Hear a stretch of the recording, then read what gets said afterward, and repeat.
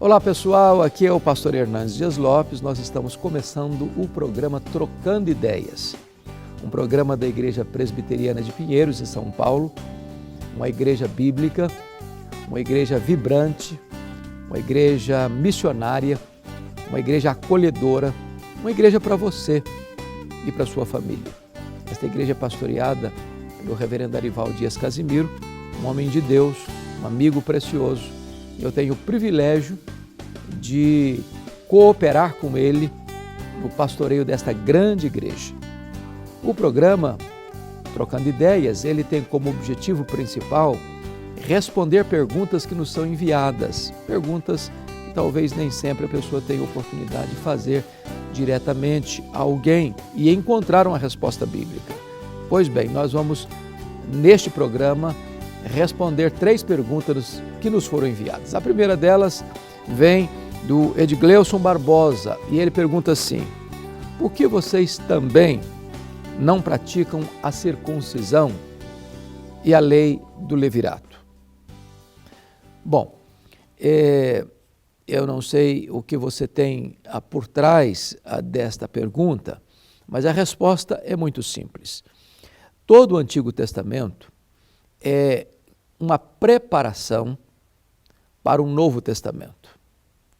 Todos os aspectos do judaísmo, com seu culto, com seus rituais, com as suas cerimônias, com os seus sacrifícios, tudo isso apontava para Jesus e para o período em que o Espírito Santo sendo derramado daria condições à igreja de avançar até os confins da terra.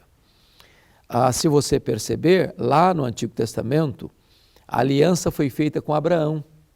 E o sinal da aliança feita com Abraão era a circuncisão dos meninos no 8º dia.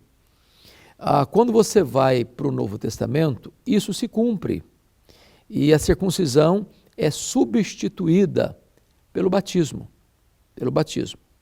Assim como a Páscoa judaica é substituída pela ceia do Senhor. Todos aqueles sacrifícios do Velho Testamento apontavam para a pessoa de Cristo. Tudo aquilo era sombra. O Cordeiro da Páscoa era um símbolo dele, o tabernáculo era um símbolo dele, a Arca da Aliança era um símbolo dele, ou seja, de Cristo. As festas de Israel eram um símbolo de Cristo, o sábado judaico era um símbolo de Cristo. Tudo apontava para Cristo. Então, assim como houve a transição da Páscoa para a ceia, houve a transição da circuncisão para o batismo. É por isso que hoje nós não circuncidamos. Mas alguém pode argumentar, bom, mas Jesus foi circuncidado e foi batizado. Como assim? É que o batismo que Jesus recebeu não era o batismo cristão, era o batismo transitório de arrependimento de João, porque ele se identificou conosco em nosso pecado, ele recebeu esse batismo. Porém, o batismo cristão só foi instituído por Jesus depois da sua ressurreição. É por isso que você encontra lá em Atos 15 que a igreja primitiva não aceitou a ideia dos judaizantes que os crentes gentios que eram convertidos a Cristo precisassem se circuncidar. Por quê? Porque a circuncisão apontava para o batismo cristão e este agora substituiu a circuncisão. Então, seja a lei do levirato que você menciona, sejam outros sacrifícios ou outras cerimônias ou outros rituais do Velho Testamento, tudo isso se cumpriu em Cristo. Tudo aquilo era sombra, Cristo, a realidade. A segunda pergunta que nos foi enviada por Wesley Davi. E a pergunta é esta: pastor, sou pentecostal, mas minha leitura bíblica está me levando cada vez mais para uma visão reformada. Mas tenho todas as minhas raízes na igreja pentecostal, inclusive minha família, esposa, irmão, etc. Devo continuar numa igreja pentecostal? Pois bem, Wesley Davi, eu entendo que nós precisamos estar onde a palavra de Deus nos é ensinada com fidelidade.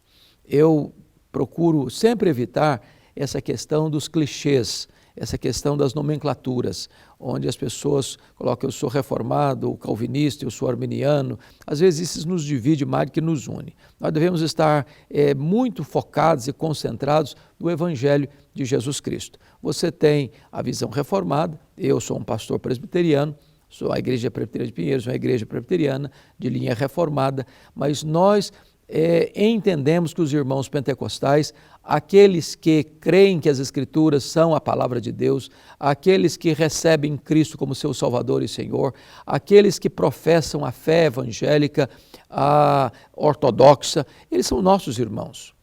Então, o nosso papel não é aqui fazer transplante de um crente para da igreja A para a igreja B. Agora, no momento em que uma pessoa, seja ela quem for, estando ela em que igreja estiver, em que denominação estiver, perceber que nesta igreja a palavra de Deus não está sendo ensinada com fidelidade, é hora então de confrontar essa liderança, para que eles se voltem para as Escrituras. Se esta liderança não quer se voltar para as Escrituras, então é hora de pensar de ir para uma igreja bíblica que ensine a palavra de Deus com integridade e com fidelidade. Então, acho que o nosso papel não é tirar uma pessoa da igreja A para a igreja B.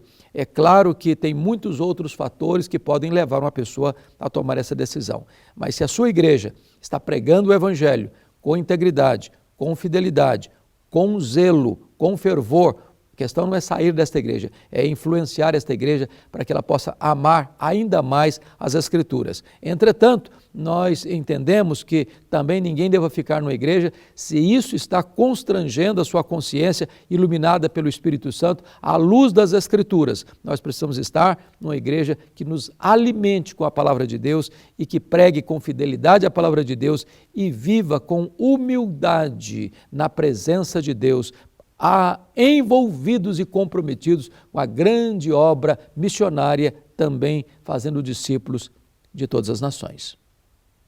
Vamos à terceira e última pergunta do nosso programa. Pastor, um argumento que muitos usam para justificar o sexo antes do casamento é que é importante conhecer bem a pessoa para ver se dará certo ou não o casamento. Poderia explicar melhor isso à luz da Bíblia? Pois bem, essa pergunta, quem a fez, ou quem pensa assim, melhor dizendo, está bastante, profundamente equivocado. Eu preciso entender que conhecer alguém não é ir para a cama com esse alguém. Aliás, você, moça, que está me ouvindo aí, se um rapaz namorando com você, falassem para você provar que me ama, você tem que ir para a cama comigo. Fuja desse rapaz. Ele é um enganador, ele é um explorador. Ele vai para a cama com você e depois vai deixar você na rua da amargura. Ele está indo absolutamente na contramão do que a Bíblia ensina. O que a Bíblia ensina é que com esta matéria de sexo não se pode defraudar o irmão. E defraudar é despertar um desejo que não possa ser suprido legitimamente. Ir para a cama, rapaz e moça, namorado e namorada, antes do casamento, a Bíblia diz que isso é fornicação. E aqueles que entram por esse caminho estão debaixo da ira de Deus. O que a Bíblia diz é que o nosso corpo não deve ser usado para prostituição, mas sim em santificação e honra. O namoro precisa ser santo. A relação sexual é uma bênção. O sexo é uma bênção. O sexo é bom, é puro, é santo, é deleitoso, mas o sexo é um privilégio a ser desfrutado apenas no casamento. Por isso Deus instituiu o casamento, para que esta bênção pudesse ser plenamente usufruída dentro do projeto de Deus. Deixa eu ilustrar isso para você. Isso é como um rio.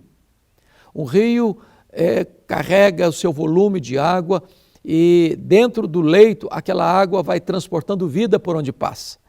Mas se essa água transborda e sai do seu leito, ele traz muitos desastres, muitas tragédias, muitas inundações. O sexo é uma bênção no casamento, mas o sexo fora do casamento ou antes do casamento traz amargura, traz desgosto, traz sofrimento, traz vergonha, traz opróbrio, traz derrota, traz fracasso. Então, não entre nessa de que para conhecer um rapaz ou uma moça, você tem que ir para a cama com ele. Isso é proposta do diabo, não é proposta de Deus, não é o que a Bíblia ensina a você e a mim. Pois bem, nós estamos encerrando o programa Trocando Ideias e se você tem suas perguntas, pode nos enviar, nós teremos muito prazer em contemplá-las aqui, em respondê-las aqui à luz da Palavra de Deus. Eu quero agora fazer um convite a você.